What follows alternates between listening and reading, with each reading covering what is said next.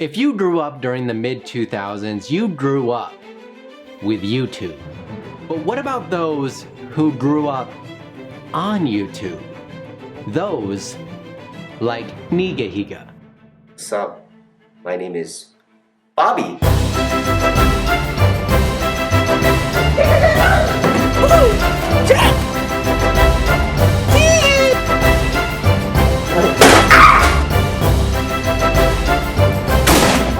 Fatality. He made us laugh, he made us cry, but this bromance will never die.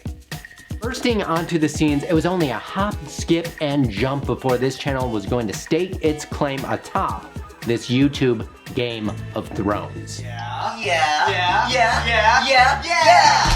Just a guy with a dream, wanting to bring laughter to you. Now, 14 years have come and gone. All of a sudden, a channel once bursting with laughter suddenly shushed. A candle burnt at both ends. Behind this flawless complexion, the YouTube wear and tear taking a toll of its own. How did we get here? Well, be sure to grab your ticket and don't forget your iPod Nano. To find the answers we seek, we have to board this train to a place where all of this truly began. A little weird, a little goofy, and a whole lot of ADHD. Viewer discretion is advised. A man who just wanted to let you know, hey, it's okay to fart. Because farting is a natural process of life. You don't see me going up to people telling them to stop breathing because their breath is stink. It's hard to imagine a time where Ryan Higa wasn't creating something online. Many of us grew to know his comedy sketch persona. But believe it or not, there was a time when comedy was the last thing on his mind. Growing up in Hawaii, his life before the interwebs revolved around something quite different. Judo. A major part of his upbringing, something that taught him to light his competitive fires. Constantly in a sibling rivalry with his older brother, Kyle. Someone who, in his words, always had the one-up on him. Far from the carefree version we see from him on videos today. Here in the before times of the long ago, life wasn't always sunshine and lollipops.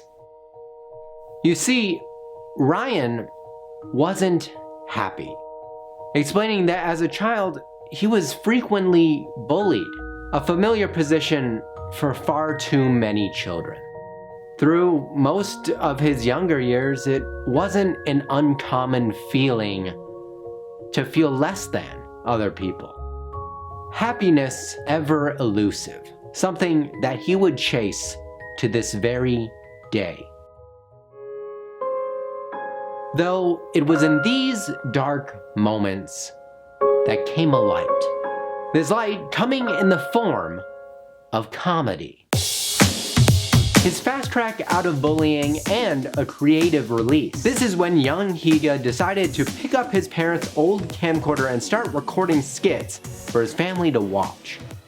Every week he would have something new to have them sit down and laugh at. Now comedy, while being his savior, was also a curse. A way to cope with negative self-talk, it didn't solve all of his problems. Still feeling very alone, we fast forward to 2006, and this is where Higa's life would drastically improve. Yes, he found happiness, but not from what you might think. So how about some trivia? What event in Ryan's young life changed things for him the most? Was it A, spelunking, B, moving briefly to Israel and joining a nudist commune, C, wrestling, or D, a fond love for those lamps? Now, if you guessed B, you would be wrong, so get out of here, okay? It's wrestling. Not only an extracurricular that he could excel at, but even more importantly, a place where he didn't feel alone. Out of the doldrums from wrestling, he developed several future friendships that would eventually turn into on-camera personalities, such as Sean. Hey, I got it! You see, this is a critical moment. For if Ryan had succumbed to his negative thoughts, NigaHiga may have never come to fruition. Now, with a better outlook on life and killing it in the ring, in the back of his mind, comedy was always at the forefront. But to really get into making videos, you need a better place to stick them than on a CD from your parents' crappy camcorder. Coincidentally, it was 2006, we had the interwebs, and with it, a fancy new website. YouTube. Now Google's golden child, then it was only in its infancy. At the time, a website nobody really took seriously. Little did Ryan know that by taking content he had been creating for his family, now coupled with his friends' collaboration, they would be embarking on a journey that few, if any, ever get to see. A journey that starts, like most of them do, with a lip sync. What? Just some Barbie girls living in their Barbie world. By making these lip sync videos, he was really laying the groundwork for everything to come. NigaHiga had left the station. A name that's sure to catch your attention, just make sure to pronounce it right. A name when translated literally means rant, last name Higa. Brought to you by Yabu Productions. He taught you how to gangster. Yo, what's up? My name is Ardizzle for shizzle my nizzle off the hizzle. Yo, what's up? My name is Mike. Yo, what's up, mother? I'm Ryan. I'm so gangster I'd slap you right in the titty. What? This group of goofs was suddenly stumbling upon something much more massive than any of them could have foreseen. NigaHiga was the name and comedy, baby, was the game.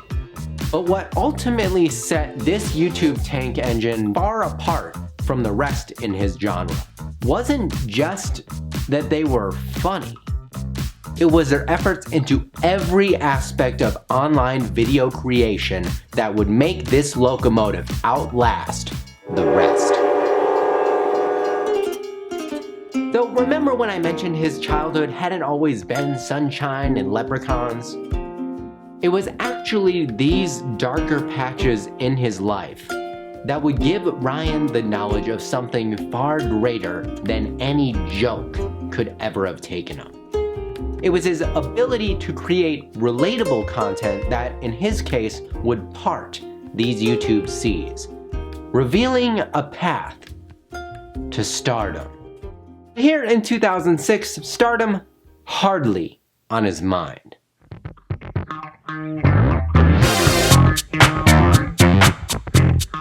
With their collaborative minds booming, Ryan and Sean were in no position to slow this train down.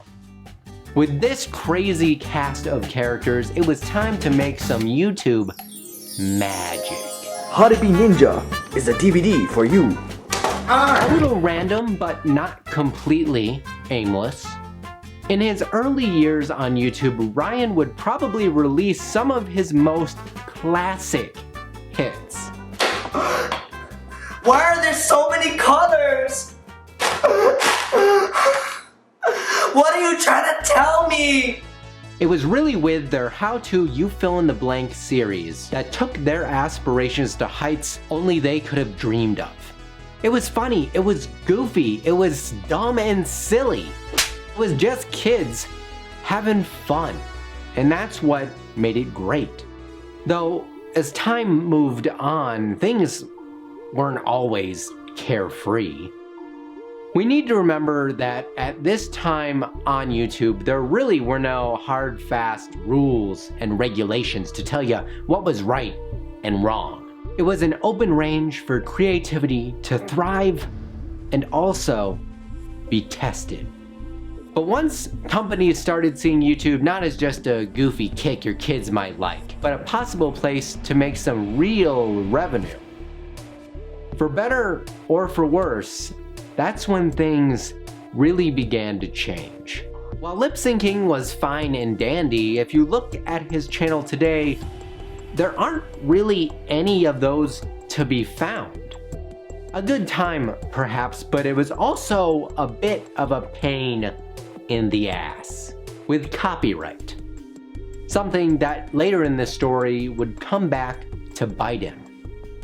Though right now things were right as rain for Ryan. It was full steam ahead, and what would come next would only ever make this group stronger.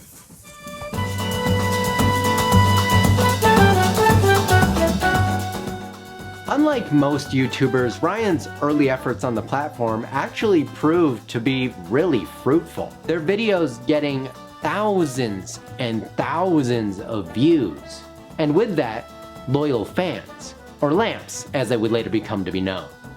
His popularity due in part to his complete spontaneity, but also his keen ability to relate to you. Now graduating from high school, it was a new year and also a time to begin another timeless series. I'm talking, of course, about movies in minutes. Never seen Titanic? No problem. Embarrassed to watch Twilight with your friends? That's okay. He's got that covered too. This year setting a new standard of what NigaHiga would become. But their aspirations didn't just stop at YouTube fodder. You see, when there's success, opportunity presents itself. Opportunity that in 2008 manifested in a feature-length film. Ryan and Sean's not so excellent adventure. This was a big look at what the power of YouTube could bring for their future. It was a year of many firsts, briefly overtaking Smosh as the #1 channel on YouTube, though only shortly after being surpassed by manic ADHD himself, Fred. Hey, Fred! The battle for the YouTube Game of Thrones was on, and it was about to heat up. Though there was also something else. Even amassing all of these fans and getting all of these views, making money from video at this time on the platform, not the most practical of ideas. Just graduating high school, while his family was honestly very supportive, they wanted him to keep pursuing a higher education. Heading for always sunny and Cinny, Las Vegas, Nevada. And it was here at UNLV that Ryan's passion for comedy led him to studying nuclear medicine. An area of academia that challenged his young mind. I hated it. But wait, what about Sean? Was it the end of this dynamic duo? Well, it's okay, they found someone that looks exactly like... What is that? But if you thought that this was the end of Sean's presence on the channel, think again. Now spreading his wings firmly out of the nest, between having to keep up with academics and also post consistently on YouTube, there began to develop a conflict of interest. If too much focus was put on one area, then surely the other one would suffer. Coupled with the isolation of being away from friends and family, Ryan began to feel lonely again. As if that wasn't enough to have to deal with. Remember how I said those early lip sync videos might come back to bite him? Well, they did. In 2009, with more public interest in YouTube's future, It also brought the interest of those who held copyright for the music that Ryan had used in his most prominent videos, resulting in some of his most viewed content to have to be removed. And this was not a 1 or 2 time occurrence. This happened so much that eventually his entire channel became suspended, resulting in him to have to remove more and more content if he just wanted to survive. Some of it never returning to the YouTube-verse again. Though Ryan not new to adversity, let me remind you that it was his struggles in the beginning that led to him being the man he is today. Okay, so no copyright music, no problem. You can't shut down Ryan Higa that easily. He decided he was going to create his own. While it was his journey into the absurd that maybe put him on the map, it was some of his later musical endeavors that would make him internet legend. 2009, though not all doom and gloom, this year we would see one of his first deep dives into long-form video, with his first short film, Ninja Milk. John. Oh, hi there. Where in a time long ago, the fate of the world relied on the fearless ferocity of 2 ninja, their only hopes to defeat the evil Bok Choy. If you can't tell by now, stereotypes a big part of his early gags. With videos like Ninja Milk, their channel skyrocketed, reaching 1 million subscribers, a feat that few ever reach, and even fewer capitalize on. Higa, far from done, usurping the throne and taking the crown for YouTube's top spot once again, a seat that he would firmly hold for now.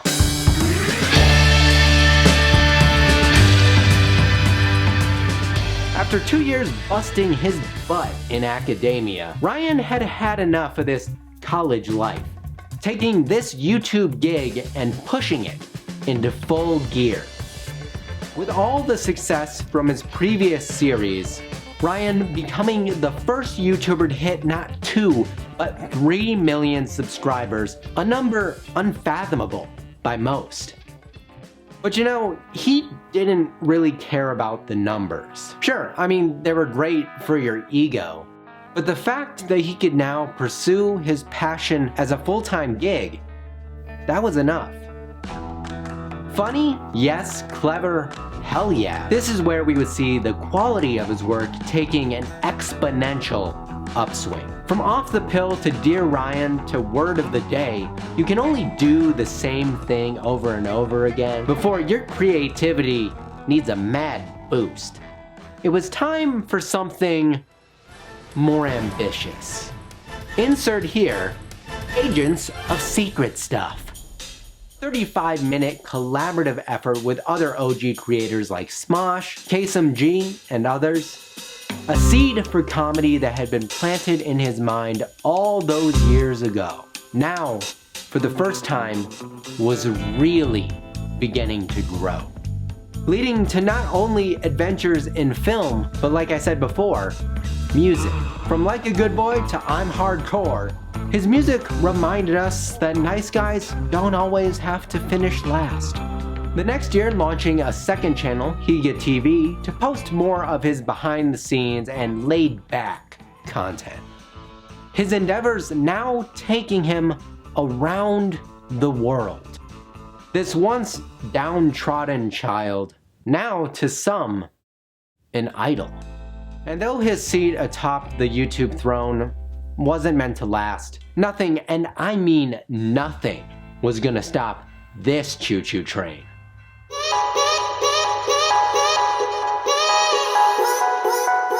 Up until now, Ryan had really seen nothing but success. And while making videos on his own, for the most part, had been a good time, he yearned for the days of old. Now 6 million strong, If you thought things were big now, they were only going to get bigger. In 2012, Ryan officially launching the Ryan Higa production company, bringing back on board homeboy Sean as his partner in crime. Now at the helm of his destiny, Ryan saw himself kind of as a jack of all trades. YouTube teaching him not only to be just a great comedian or writer, but to master all aspects that video creation has to offer. Skills that his production team would take and mash into a beautiful meatball of nostalgic moments. Over the next few years, it was really only upwards and onwards. He taught you the 5 steps to badass. Oh, hello there. I didn't see you come in. My name is Ryan Higa, also known as Ryan, but you can call me Ryan Higa for sure, and I'm a professional badass. And in return, you gave him a community. Over 1 billion views. With things going so well, the only difficulty came in constantly having to one-up yourself. A feeling that eventually would overwhelm him. I mean, once you have the best joke and the ultimate handshake, it's hard to go up from there, right? Wrong. As his channel grew, so did expectation. Dear Ryan, can you make a Naruto movie? Dear Ryan, can you be Naruto? Dear Ryan, can you do Naruto? Dear Ryan, Dear Naruto, Ryan, dear can you Ryan. Reaching new heights, 10 million subscribers. Though as great as this achievement was, it's important to remember that NigaHiga was no longer just some friends making videos. This was a legitimate production company with payrolls, budgets, a line that needed to be towed. As time went on, the quality and precision in his content became even more dialed in. Playing into the trends was his strength.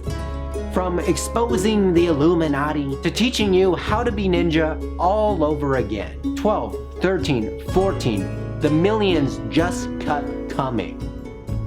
But like with everything good in this world, eventually that comes to an end. By 2015, his mark firmly left on the YouTube behind of history. It was again time to begin some new ventures. Releasing the official Tihi app, a community hub for fans to join, but more importantly, another source of income. Income becoming even more important because an adpocalypse was right around the corner. But looking at Ryan's career, it wasn't just the numbers and the views that made him so impressive. It was his gratefulness for it all that really struck an accord. Disney may have brought us the magic, but Ryan brought it to life. Ugh, you kiss the frog, you're gonna get warts. Yeah, warts are basically herpes. You got herpes now. So far in our internet timeline, we had seen the rise of the NigaHiga, but now was the time for the rise of something different. The K-pop. A popularity that I don't understand at all, but to Ryan prompted a Higa-esque response, starting his own K-pop band, Boys Generally Asian. A group of boys who were all generally Asian. An idea that started out purely as a joke suddenly would become a musical upset. Their song, Who's It Gonna Be, reaching #1. This leading to Forbes naming Ryan one of their 30 under 30 to watch. You would think that by now the fame would surely have gone a bit to his head, right? In the article, we discovered something quite the opposite, revealing that to him what defined his success was not the numbers he had garnered, but his level of happiness with what he was doing. Happiness. From the beginning, it was always about happiness. But this happiness he had been chasing for, he had been striving for, the happiness that he had worked so hard to achieve, didn't come without challenge. Happiness that soon was going to face its greatest test.